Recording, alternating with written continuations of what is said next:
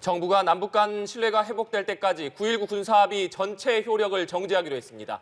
북한이 오물풍선 살포 등 이딴 도발을 이어가자 강경 대응에 나선 건데요. 여야는 엇갈린 평가를 내놨습니다. 이런 가운데 22대 국회 원구성과 특검법을 둘러싼 여야의 공방도 치열해지고 있습니다. 윤주진 정치 컨설턴트, 강성필 더불어민주당 국민소통위원회 부위원장과 자세히 짚어보겠습니다. 안녕하세요. 어서 오십시오.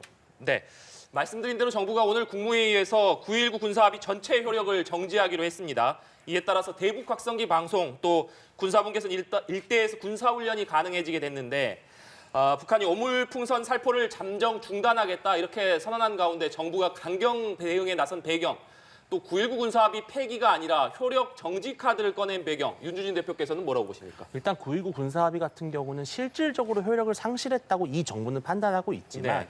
그럼에도 불구하고 먼저 합의를 파기하는 것까지는 오히려 북한의 추가 도발의 명분을 제공할 수 있다고 판단을 한 것 같습니다. 그래서 일부 효력을 전체적인 효력을 일단 정지해놓고 북한의 추후 대응과 어떤 태도를 봐가면서 결정하겠다 이런 기조인 것 같습니다. 네.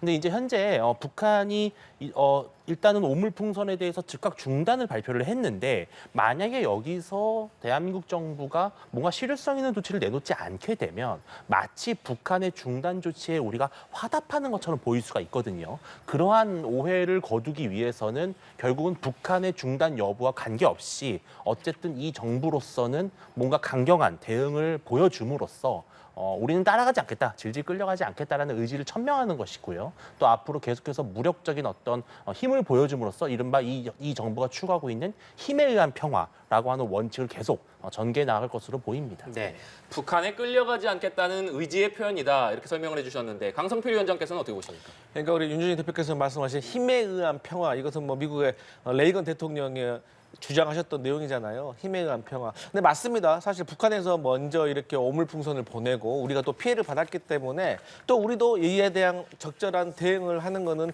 정부로서 국민의 재산과 생명을 지켜야 되기 때문에 맞는 행동인 것 같습니다. 다만 유의를 해야 될 점이라고 하면은 이게 만약에 우리가 여기에 대해서 풍선을 보낸다든지 아니면 대북 방송을 재개를 한다든지 하게 되면 북한도 분명히 거기에 대해서 또 다시 무언 행동을 할 거예요. 그런데 우리가 이번에 대북 방송을 재개한다고 하니까 5시간 만에 북한에서 잠정 중단하겠다고 말을 했잖아요. 이것은 북한이 자기네들이 오물풍선을 보내고 어떤 남한의 어떤 대응에 대해서 미리서 정해져 있다는 거죠. 매뉴얼이. 마찬가지로 우리도 이번에 어떤 대응이 있으면 거기에 대해서 북한이 어떤 대응을 할 것인지 또 거기에 대해서 우리는 어떻게 맞받아칠 것인지에 대한 좀 패키지적으로 조금 준비를 해야지 막연하게 합의를 막 끝내고 효력을 정지시키고 무조건 다시 대북 방송을 시작하는 것은 조금 자제해야 되지 않나, 좀 방법을 좀 강구해가면서 해야 되지 않나 이런 생각해 봅니다. 네, 여야가 이를 두고 엇갈린 입장입니다. 국민의힘은 국민의 안전을 지키기 위한 조치다. 그리고 문재인 정부의 굴종적 대북관이 이번 사태를 불러일으킨 원인이다. 이렇게 지적을 했고요.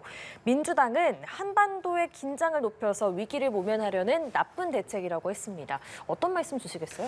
그런데 만약에 우리가 정말로 어떤 북한에 대해서 추가적인 우리가 도발을 했다거나 자극을 했다면은 민주당의 주장이 맞을 수도 있어요. 그런데 지금 사실 최근 한 윤석열 정부가 들어서고 나서 대한민국 정부에서 뭔가 북한을 자극할 만한 공세를 취한 것은 없거든요. 그럼에도 불구하고 북한이 최근 들어서 어떤 러시아와 밀착하고 있는 관계라든지 또 미국의 전력이 현재 대만 문제나 이스라엘 문제 쪽으로 좀 쏠려 있는 것들, 또 우크라이나 러시아 전쟁이 진행되고 있는 상황에서 북한으로서는 지금 계속해서 남한의 어떤 반응을 자극해보는 그런 식의 공세를 취하고 있는 거예요. 그래서 이것을 우리가 먼저 잘못했기 때문이라고 하는 그런 민주당의 양비론이 오히려 지금 바로 북한 정권이 원하는 것일 겁니다. 무엇이냐면 이렇게 오물풍선을 던졌을 때 한쪽에서는 북한의 잘못이라고 주장을 하는데 이렇게 민주당처럼 우리가 먼저 자극을 해서 이렇다라는 식으로 가게 되면 결국은 이게 남남 갈등이 되는 거잖아요. 이것이 바로 이 북한 정권이 우리 쪽으로 오물풍선을 띄어서 보내는 가장 근본적인 원인입니다. 따라서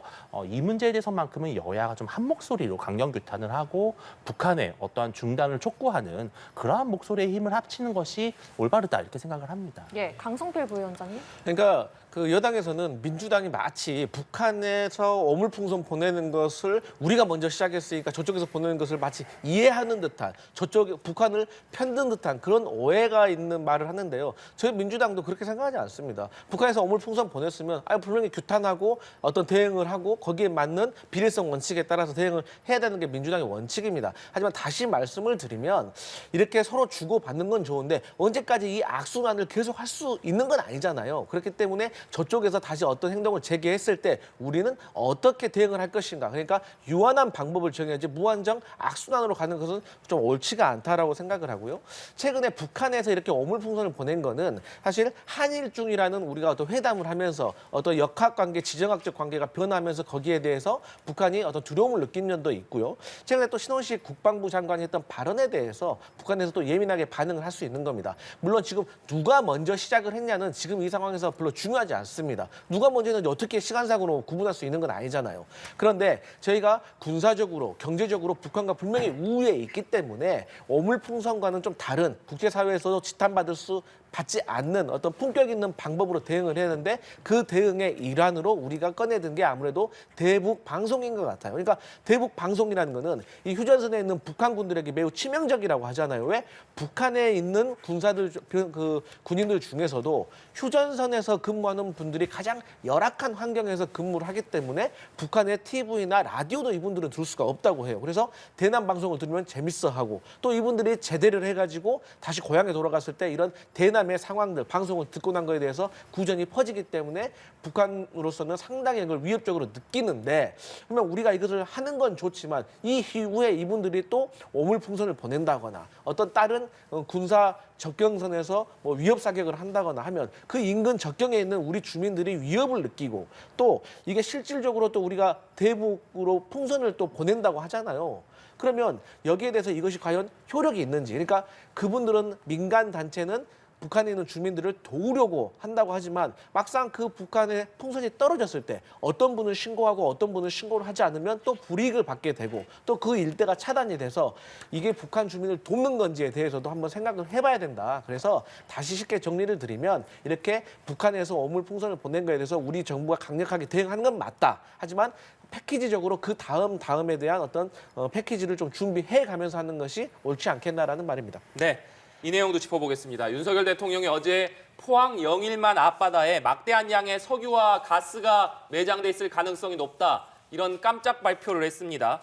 탐사 자원량이 최대 140억 배럴, 삼성전자 시가총액의 5배 정도의 가치가 있는 것으로 추정된다. 이런 발표도 나왔는데 어제 이 발표를 놓고서 여야의 평가가 엇갈리는 모습입니다. 먼저 민주당 평가부터 들어볼까요? 그러니까 우리 어렸을 때부터 석유 한 방울 안 나는 나라에서 뭐든 아껴 써야 된다는 말을 우리가 계속 주구장창 들었었거든요. 근데 그런 우리나라가 만약에 산유국이 된다면 이게 얼마나 기쁜 일이겠습니까? 그러니까 노르웨이 같은 나라도 사실 산유국이 아니었는데 그게 석유가 나면서 거기서 나오는 이득을 가지고 국민연금으로 재정 투입을 해서 나라가 부강해지는 그런 효과를 겪었기 때문에 국민의 한 사람으로서 또 민주당도 석유가 난다는 거에 대해서는 반대할 필요가 없는 것이죠. 그런데 다만 이제 궁금한 점은 이 석유라는 것이 1단계, 2단계, 3단계까지 어떤 절차가 있는 거 아니겠어요? 근데 지금 물리 탐사가 끝난 거예요. 그리고 이제 두 번째로 시추 탐사를 가야 되는데 시추 탐사가 이제 시추공을 뭐 넣어야 된다는 거 아니겠습니까? 근데 이게 일단 성공률이 전문가마다 다르지만 10%에서 20%의 어떤 성공률이 있는데 이것도 높다고 평가하시는 분도 있어요. 하지만 민주당이 봤을 때는 여전히 나머지 80%라는 큰 포션도 실패할 가능성이 있잖아요. 그런데 국민들께서는 대통령이 직접 이렇게 브리핑을 하셨기 때문에 어떤 분들은 석유가 바로 낫다고 오해하시는 분도 있어요. 하지만 지금 준비 단계잖아요. 그렇기 때문에 저는 이게 대통령께서 직접 이렇게 브리핑을 하시는 것이 과연 조금 성급한 것은 아닌가. 이 정도는 장관 정도 선에서 준비를 잘해서 앞으로 우리가 석유를 생산할 수 있도록 해보겠다라고 하는 정도가 좋았지 않았나. 이렇게 얘기를 드릴 수 있겠습니다. 네. 그러니까 민주당에서는 이 정도 내용을 대통령이 직접 발표하는 것이 맞지 않느냐 이런 지적인데 여기에 대해서 어떤 입장 가지고 있습니까? 어떤 뭐 내용의 중대성을 떠나서 이번에 국정 브리핑을 대통령이 직접 한 것은 지난 총선 패배 이후에 대통령이 직접 국민들에게 중요한 정책이나 성과나 어떤 국정의 모습에 대해서 설명을 드리겠다라는 취지로 저는 실행이 된 것으로 보고 마침 그 이제 첫 번째로서 이번에 이 영일만 석유 관련된 소식을 전한 것이죠. 또 아마 대통령께서는 이 문제를 좀 국민들 국민들께 직접 드림으로써 뭔가 국민들이 지금 희망을 좀 주고 싶었다. 저는 그런 의도도 좀 있었다고 보거든요.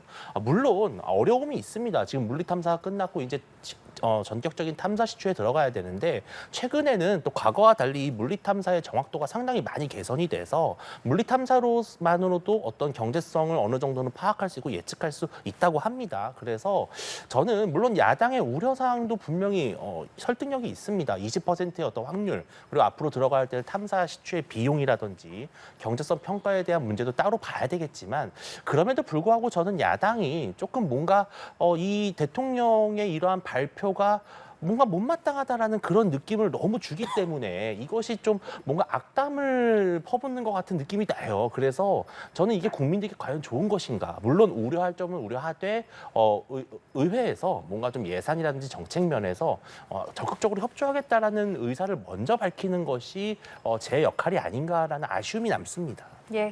자, 국회 상황도 보겠습니다. 내일 22대 국회 첫 본회의에서 전반기 국회의장이 선출이 됩니다. 민주당 우원식 의원이 사실상 예정이 됐는데요. 하지만 원구성 협상은 여전히 난항입니다. 법사위와 운영위가 지금 핵심 쟁점인데 접점을 찾을 수 있을까요? 이게 참 그동안 국회 관례라는 것이 있었잖아요. 그동안 원구성이 평균적으로 며칠이 소요되느냐를 따져보면은 1994년에 관련법이 도입된 이후에 평균 45일이 소요가 됐다고 합니다.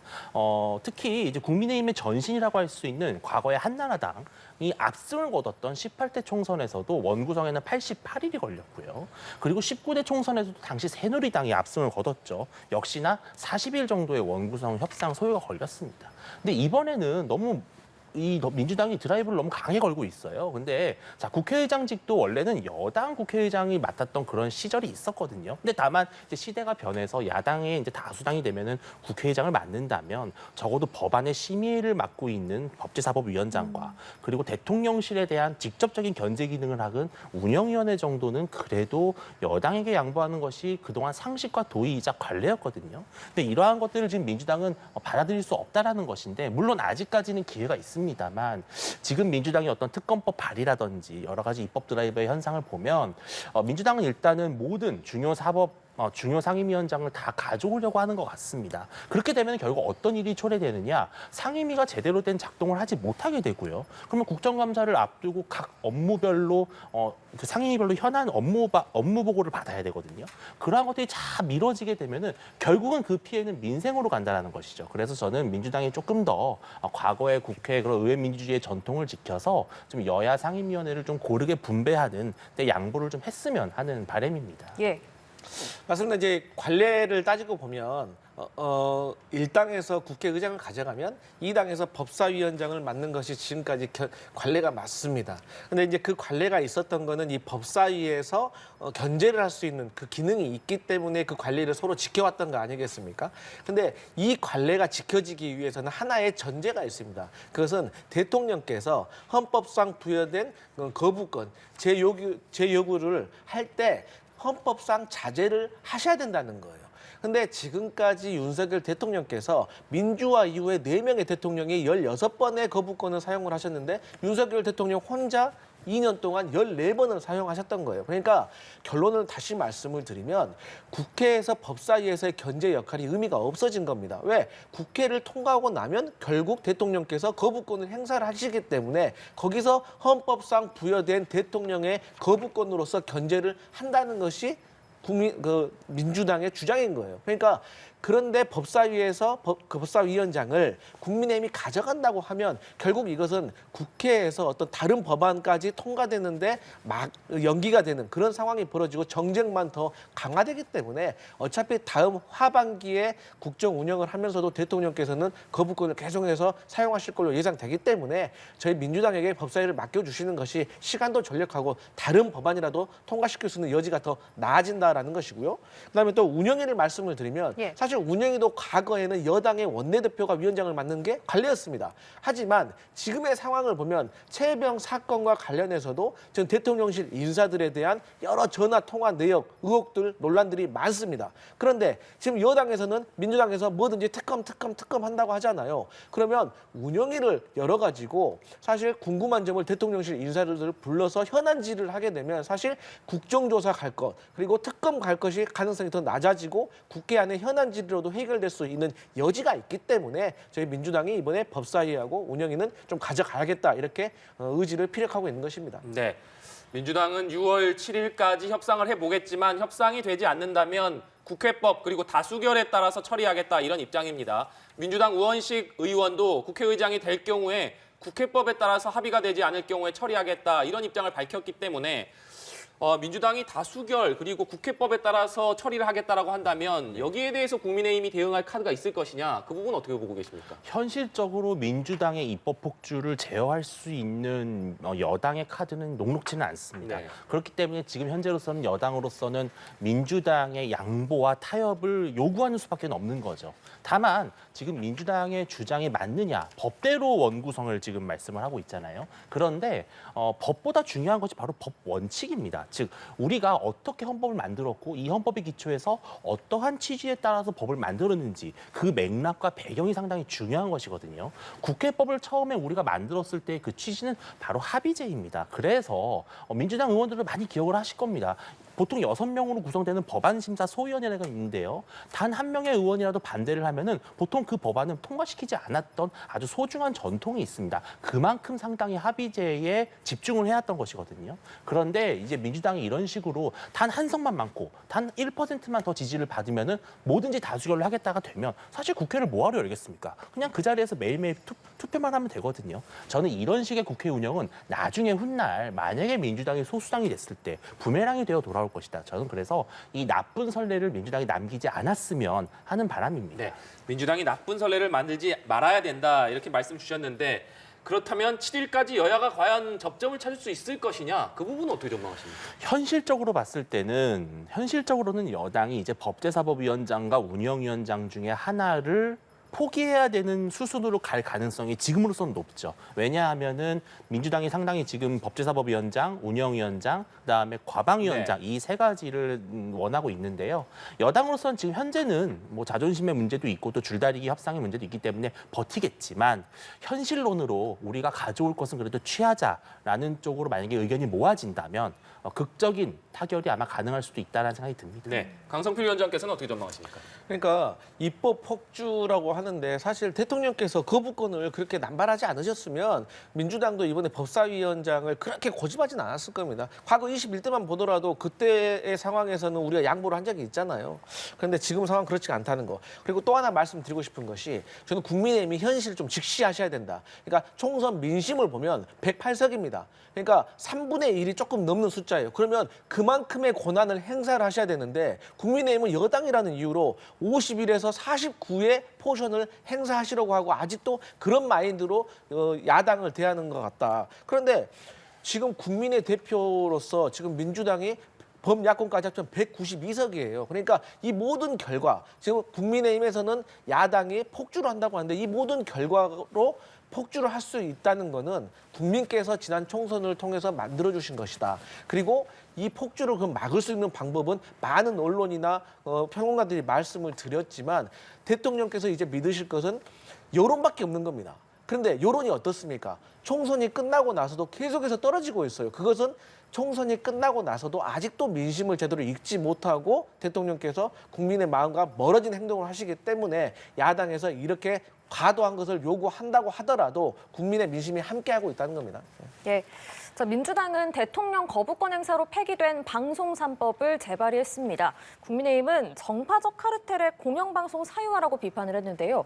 어떤 지점 때문에 이렇게 비판을 하고 있는 겁니까? 일단 기존의 방송 3법에서 이사회를 총 21명까지 늘리고요. 그 나머지 지금 현재 기존의 방통위원회에서 추천했던 이사 외에 나머지 이사를 뭐 시민단체나 뭐 언론단체 등에서 충원하겠다는 것인데 현실적으로 민노총 언론노조라든지 민주당에 상당히 편향돼 있는 인사들이 들어가서 결국은 공영방송 경영권을 민주당에 매우 유리한 식으로 행사할 가능성이 높다라는 우려가 매우 현실화되어 있는 상황이죠. 여기에 이제 두 가지가 더 보태졌는데 첫 번째는 이 법 시행을 공포한 날로부터 시행하도록 해서 지금 현 정부의 경영진에 대한 인사권 자체를 완전히 무력화하겠다는 의도가 숨겨져 있어요. 또한 이 방송 편성 규약을 위반하면은 처벌을 하겠다고 하는데 사실은 이것은 어떤 특정 프로그램이 뭐 예를 들어서 편파성 논란이 있다든지요, 뭐 패널의 구성에 문제가 있다든지 한다든지 그랬을 때 경영진의 어떤 자율적 판단에 의해서 이 방송 프로그램 좀 문제가 있으니 좀 바꾸자, 교체하자 이러한 결정을 아예 못하도록 만드는 거예요. 그래서 저는 이 방송 3법이 여당으로서는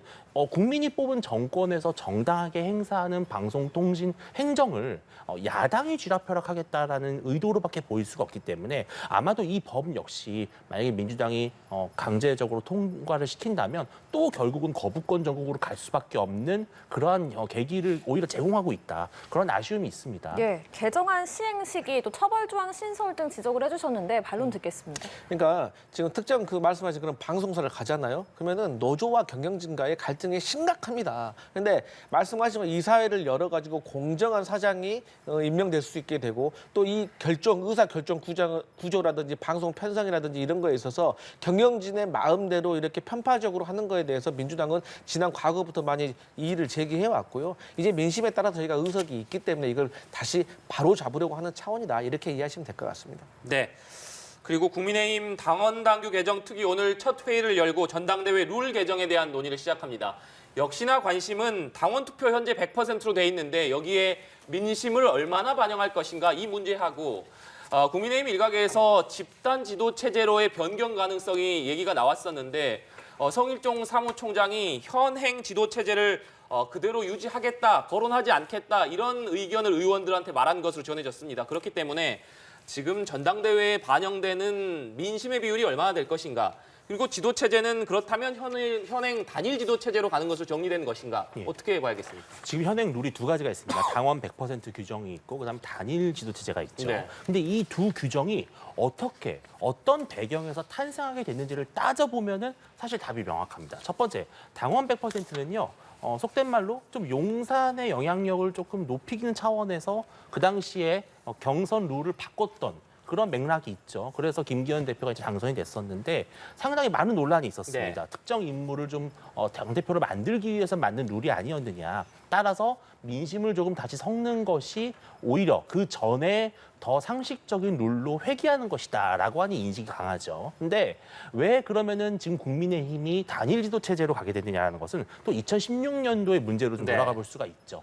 그 당시 새누리당 김무성 대표 시절, 또 이제 서청원 최고위원 시절에 속된 말로 정말 많은 국민들이 이 최고위원회의를 봉숭아학당이라고 놀렸습니다.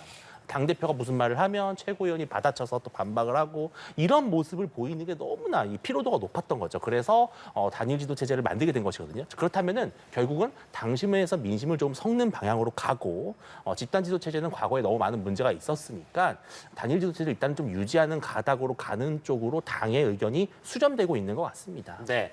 그러니까 민심을 어느 정도 여론조사를 반영하고 단일 지도 체제는 유지되는 방향으로 가닥이 잡힌 것으로 보인다 이런 말씀이신데 강성필 위원장께서는 어떻게 보십니까? 사실 최근에 여당이든 야당이든 그 어떤 전당대회 룰은 집단 지도 체제보다는 단일성을 추구를 했었죠. 네. 왜냐하면 당 대표와 최고위원이 분리되어야지 당 대표의 권위가 쓰고 리더십이 서서 제대로 당을 한번 이끌 수가 있기 때문입니다. 하지만 말씀하셨지만 집단 지도 체제로 가면 봉숭아 학당이라고 이렇게 비난을 받을 만큼 최고위원들의 등치가 크기 때문에 최고위에서 갈등이 많이 세졌죠. 그런데 이 국민의힘이 왜 갑자기 그러면 집단 지도 체제가 섞어져가는 일명 하이브리드로 가려고 하냐. 제가 봤을 때는 어떠한 룰로 하든지 간에 한동훈 전 비대위원장이 당대표에 출마하게 되면 당선이 될 것 같습니다. 그러면 이 친윤 세력에서는 한동훈 전 비대위원장을 견제를 해야 되는데 견제하기 위해서 어느 정도 하이브리드의 어떤 집단 지도 체제로 해서 그 최고위원회에 들어가면 그 안에서 한동훈 전 비대위원장을 조금 견제하려고 하는 것이 아닌가 그렇게 느껴지고요. 지금 현재 전당대회 룰이 8대2냐 7대3이냐 5대5냐 아니면 현행이냐 가지고 조금 논란이 있는 것 같아요. 그런데 저희 민주당만 하더라도 이제 7대3 비율로 하고 있거든요, 거의. 근데 저희 민주당이 국민의힘보다 당원이 더 많아요. 그렇기 때문에 지금 국민의힘이 이번 총선 참패한 이유 중에 하나가 수도권 그리고 나아가서는 국민 전체의 여론을 잘 수렴 수렴하지 못했다는 이유가 있기 때문에 지금 당원과 여론을 섞어야 된다는 거잖아요. 그렇게 된다면 저는 국민들에게 조금 혁신적인 모습을 보여주려면 5대5 정도까지는 섞어서 그 전당대회에서 당대표를 선출하는 것이 국민 민심을 따르는 길이 아닐까 이렇게 생각해 봅니다. 예, 민주당은 당원권 강화 쪽으로 당원 당규 개정을 추진하는 가운데 지금 당원들의 의견을 모으고 있습니다. 이재명 대표가 어제 5선, 4선 중진 의원들을 만났는데요. 이 자리에서 당원권 강화는 좋지만 국회의장, 원내대표 경선 과정에서의 당원 참여는 좀 신중해야 된다. 이런 신중론도 나왔다고 전해집니다. 이런 의견들도 당원 당규 개정에 반영이 될까요? 네, 아무래도 지금 최초의 어떤 당규를 개정하는 과정에서 당내 다른 의견이 있는 게 사실입니다. 지금까지는 있는 것이고요. 그렇기 때문에 이재명 대표로서는 이제 다선부터 중진부터 해서 의견을 수렴하는 과정에 있습니다. 이게 뭐 민주적인 절차인 것이죠. 근데 저는 앞서도 뭐 몇 번 말씀을 드렸지만 이 국회의장과 원내대표는 조금 다른 면이 있습니다. 그러니까 원내대표라는 거는 그야말로 민주당의 당직인 거예요. 민주당 구성원들의 일인 겁니다. 그렇기 때문에 당원의 의사를 반영하는 것이 저는 합리적일 수가 있다고 봅니다. 하지만 국회의장이라는 것은 국민의 대표인 거거든요. 국회의원의 대표이기도 하고요. 그렇기 때문에 우리가 본회의에서 여당과 야당의 투표를 같이 하는 거잖아요. 원내대표는 민주당 구성원들만 하는 것이고 그렇기 때문에 국회의장에까지 당원의 의견을 반영하는 것이 합리적이지 않다라는 당내 의견이 많았고 거기에 대해서 이재명 대표가 고민을 하는 것 같고요. 당헌 당규 중에 이제 뭐 기소를 받으면 바로 당직이 해제되는 거에 대해서는 지금의 검찰이 보이는 모습을 보면 야당 탄압이라는 입장에서 불합리한 기소가 될 수 있고 그런 것 때문에 불이익을 받을 수가 있기 때문에 이런 것들을 전체적으로 의견을 수렴해서 당헌 당규 개정을 하겠다 이런 말씀 드리겠습니다. 예, 윤주진 대표께서는 어떤 말씀 주시겠어요? 저는 그냥 원칙에 따르면 좋겠어요. 당대표는 당원의 대표예요. 그리고 대통령 후보나 지자체장 선거 후보는 당원과 지지층을 대표하는 후보입니다. 따라서 당연히 당원이나 지지층의 의견이 들어가는 게 맞습니다. 그런데 원내대표는요, 그 당 원내 의원의 대표입니다. 그리고 국회의장은 국회의원들의 대표입니다. 의장입니다. 따라서 국회의장이라든지 원내대표를 선출하는데 당심을 섞는 것은 과거에 제왕적 당 총재가 원내 총무 고르고 대통령이 국회의장 고르던 시절이 있거든요. 그 과거를 회귀하는 것이다. 매우 당내 민주화를 위협하는 퇴행이라고 볼 수밖에 없습니다. 예, 알겠습니다. 윤주진 정치 컨설턴트, 강성필 더불어민주당 국민소통위 부위원장과 함께했습니다. 고맙습니다.